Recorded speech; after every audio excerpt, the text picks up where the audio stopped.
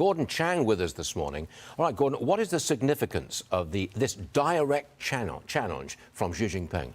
Xi Jinping and his foreign minister, Qin Gang, are building a case for war. They're trying to justify a strike on the United States.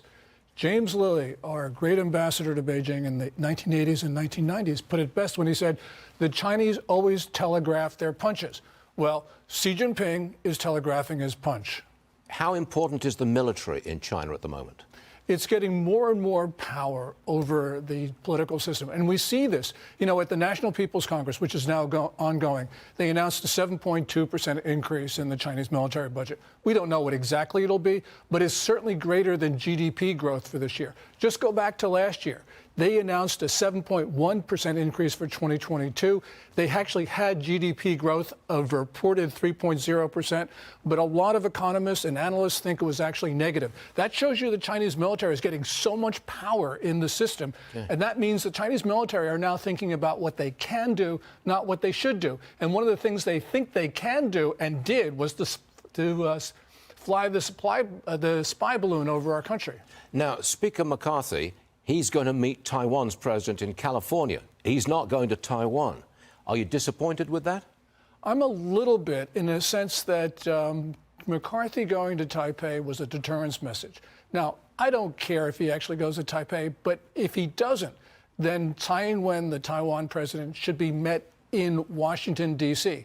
That's a clever way of getting back at the Chinese, saying, oh, McCarthy shouldn't go to Taipei. OK, well, we'll have the Taiwan president meet our president and the Speaker of the House in Washington, D.C. That's a deterrent message, and we need more of those messages. Vivek Ramaswamy, who's running for the presidency, on this program says, look, we've really got to, not exactly stick it to the China, but we've got to say American businesses should not be doing business in China.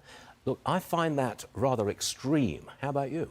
Well, it is extreme if you're talking about peacetime. But if you think you're going to war, and the Chinese think they are, then it's not extreme, because it is strategically and morally wrong to give your enemy, and the Chinese do call us an enemy, Stu, to give the enemy the means in order to develop their military, which is configured to fight America.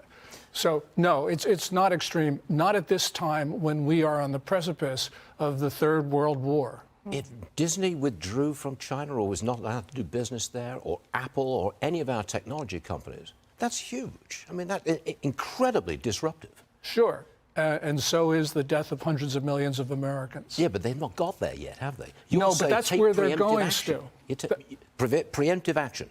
Yeah. Look, Stu, the Chinese political system is now mobilizing China's civilians for war. In July, an entrepreneur told me that in China, he's making medical products for the civilian sector. He told me that Communist Party cadres went to him and demanded that he convert his production lines to make items for the Chinese military.